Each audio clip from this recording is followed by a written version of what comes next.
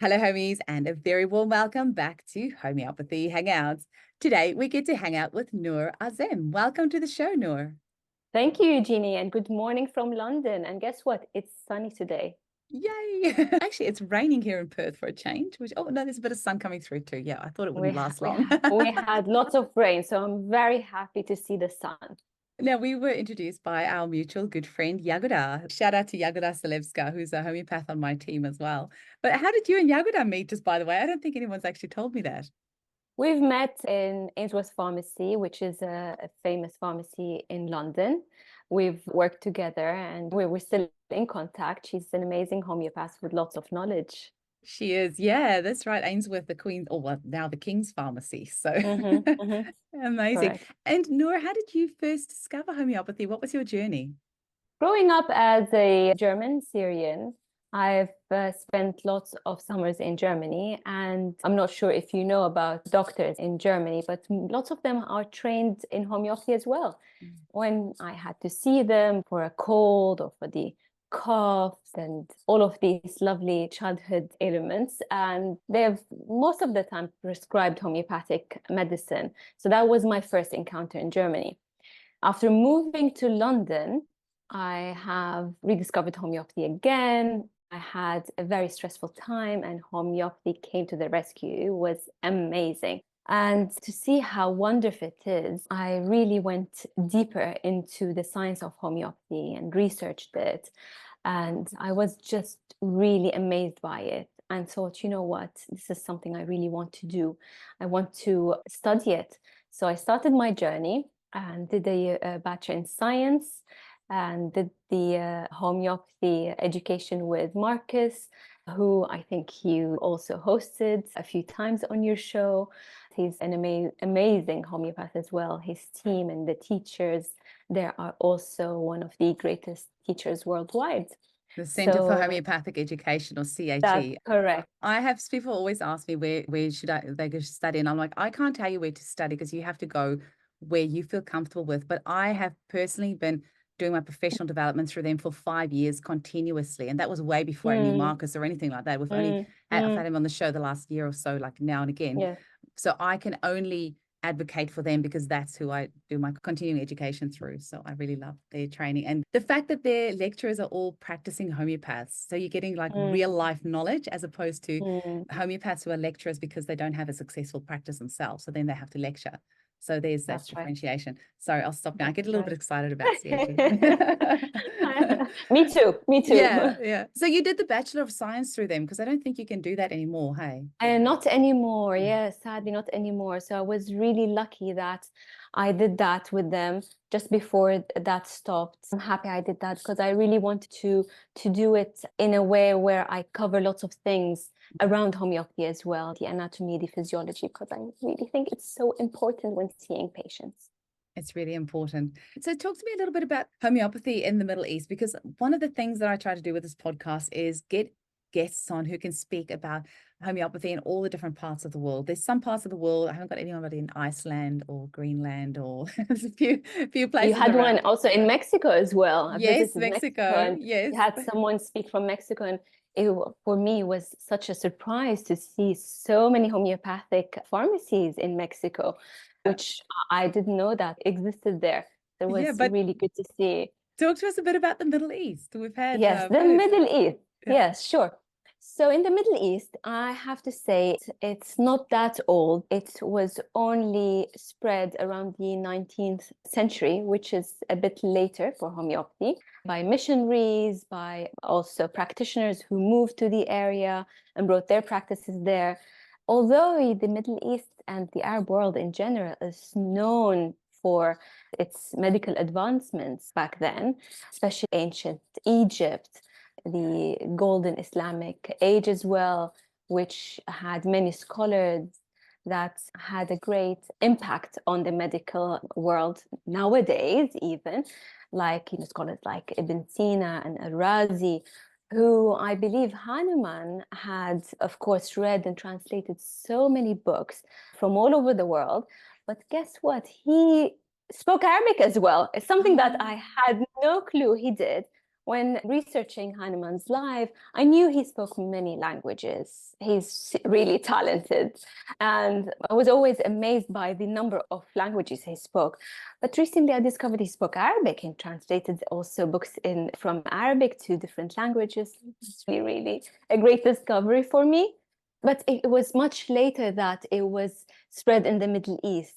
And I feel now more and more the alternative in general, and alternative and complementary medicine has been rediscovered in the area, which I'm happy really about now. And for now, Dubai is leading in homeopathy. It's widely spread there, and it's where my most clientels are as well, followed by Saudi Arabia, which is also a country that is now booming on all aspects, fashion, art, being. So it's great to see that as well. And I have many lovely patients from there. Kuwait, Qatar, Bahrain, and also in Jordan, Egypt. It's getting there. I did have somebody on from Egypt. Yeah. Actually, I was in Qatar airport just 2 weeks ago. Holy moly, it is Oh, it's incredible. beautiful, isn't it? Wow. I just spent ages in Mm. that garden, just like walking around. It's so surreal, but the whole vibe there is so surreal. It's like a The city in airports and their itself. airlines are amazing. It took me like 15 minutes. Like they loaded us up from the airport lounge to go board the flight, and they put us on a bus, and then they started driving. And I swear 10, 15 minutes, we were still driving. I'm like, where are we going to? But they've just got so many airplanes there. They just had to drive so far to get to our airplane for us to get on, because there's like a bajillion airplanes. It's insane. Wow. But yeah, lovely flight. Shout out to Qatar Airlines. That was really nice. Mhm. And in Dubai, how cool, because I did see a photo that Farokh Master posted on his Facebook of him in Dubai meeting with a bunch of homeopaths over there. So that's really cool. Yes, I think they had a conference not long ago with many homeopaths going there as well. So I'm really happy to see that happening there. And is it easy enough to find remedies there? So you're obviously in London, right? But you're consulting Yes, worldwide. correct. So Yes. then is it easy enough for you to get your clients in Dubai to access remedies? In Dubai, there are a few pharmacies, homeopathic pharmacies, spread all around, and less so in the other parts of the Arab countries. Until now, I have to really post lots of prescriptions to the Middle East, especially when I need different remedies that I won't find in these pharmacies or different potencies. However, I have to say, and it's something that with the amount of times I really needed certain remedies and I didn't find, and I had to just go with whatever these pharmacies had with their limited remedies, limited potencies. But still, Eugene, and I think you know that through your experience, we can do so much with really little remedies. 20, 30, 40 remedies can do an amazing job in helping with so many symptoms. So it's something that I realized shortly after practicing that, hey, we can really do a lot with limited remedies. Amazing. Have you Yeah. ever experienced that with the Muslim culture, with there being resistance with using homeopathy?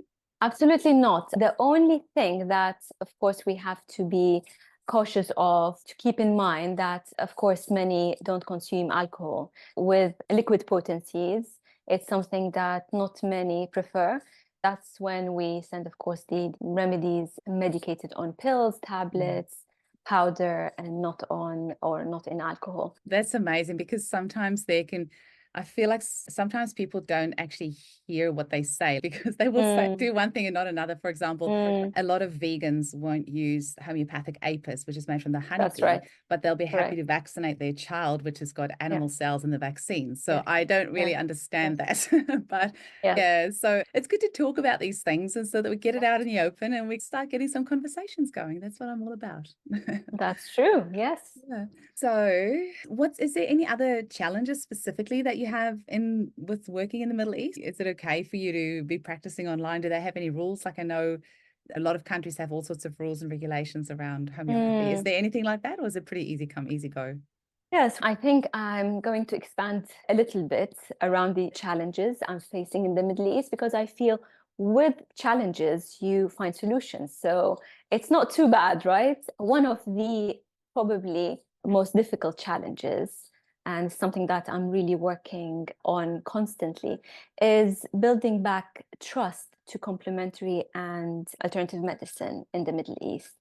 And that's because in the Arab world, generally, there are a lot of the herbalism, traditional healing practices are deeply rooted in the Arab culture.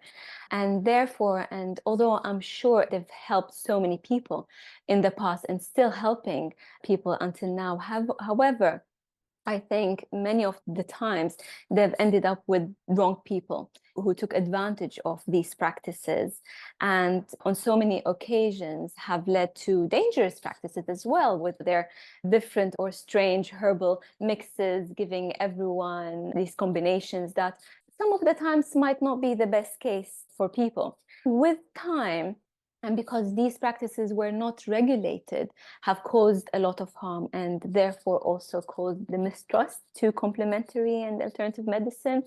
And that's why I'm now really trying to push for, in Dubai, they've reached a stage where they have an umbrella where all these practices work under. It's regulated, so it's fantastic.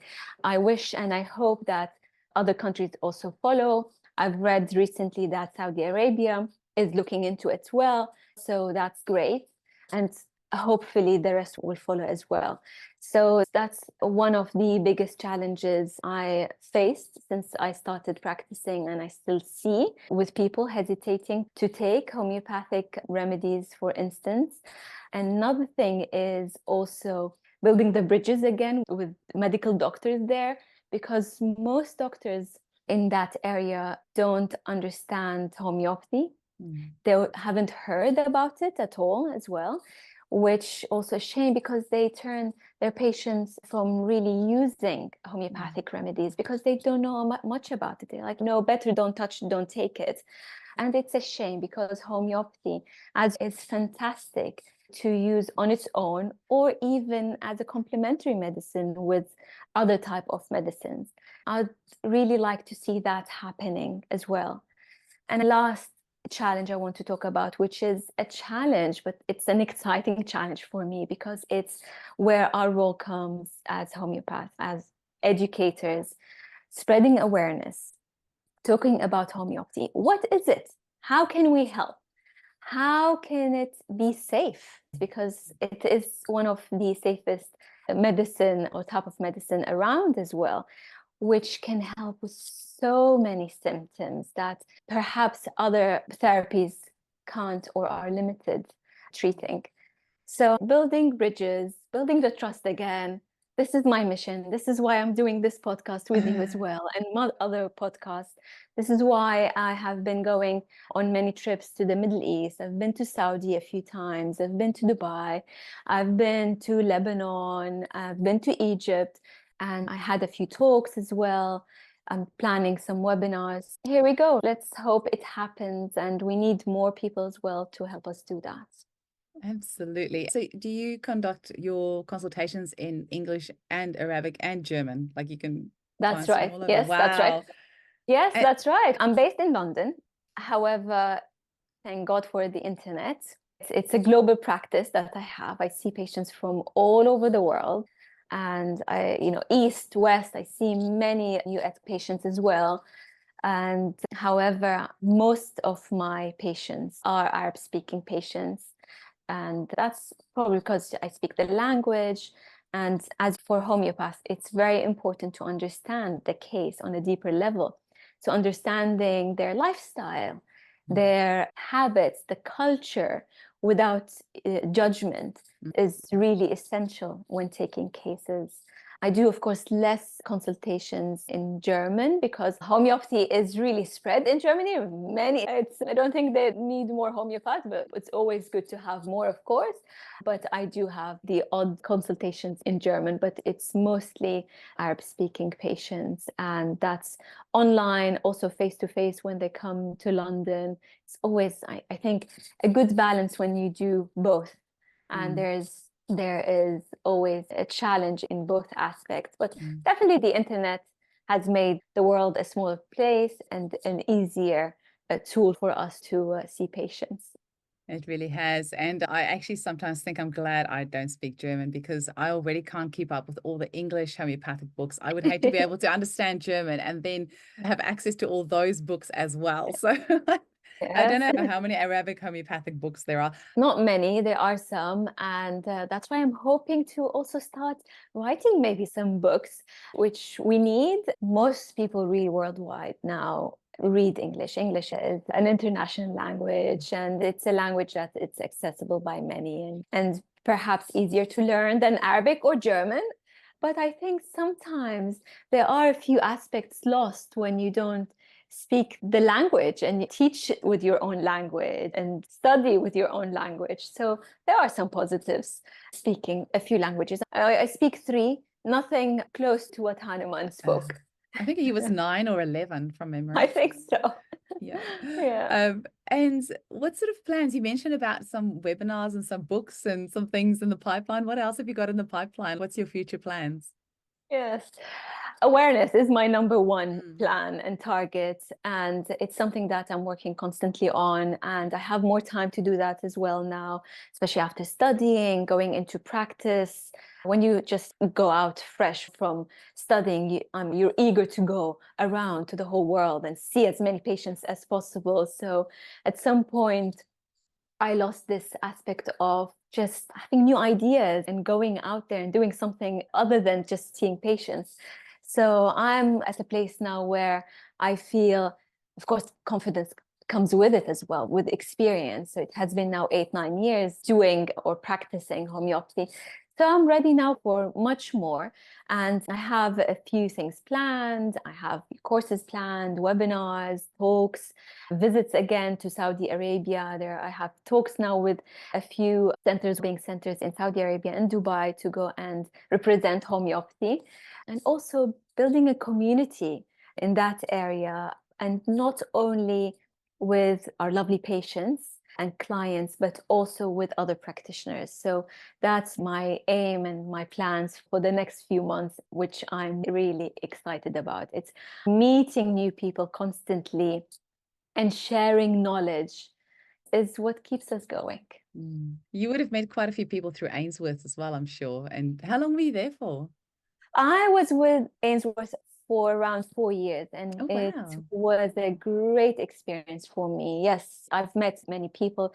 However, I think one of the most highlights for me was having Tony, the owner of Ainsworth, around when I was there. That was great because I've learned so much from him. He was always happy to share all the information and the knowledge he has. So that was a big positive for me being a part of that team. Oh, I know Yagoda has only ever spoken really highly of Tony Pincus. I think in the homeopathic community as a whole, he's very highly regarded, which is very cool. Absolutely. So, Nour, how can people get hold of you? And are you still taking on new clients and where can they book?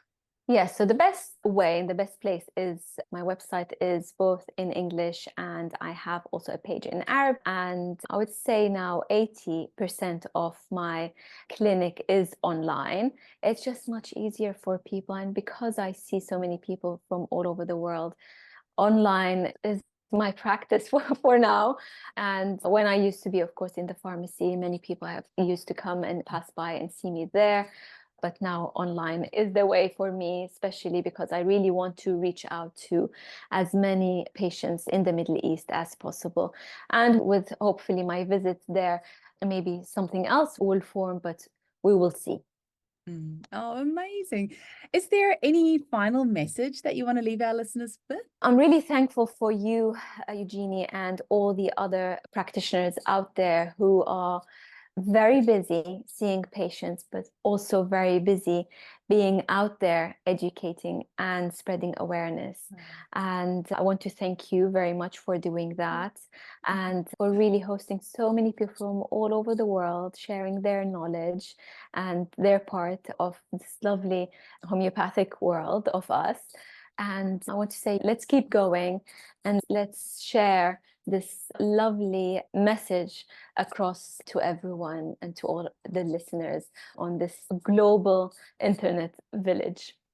Amazing. Oh, it was lovely, so lovely to chat with you, Nour. And hopefully we get a few more listeners, because I check the statistics on the podcast every now and again to see where the listeners have come from. We don't have that many over in the Arab states. So hopefully your episode will attract a few more listeners. Absolutely. Let's hope From so. there. Yes. And if not, maybe some more people that will listen that have friends over that side might say, hey, go listen to Nour. Hopefully it works both ways. It was lovely to connect with you, and all the best. Thank you so much. Thank you.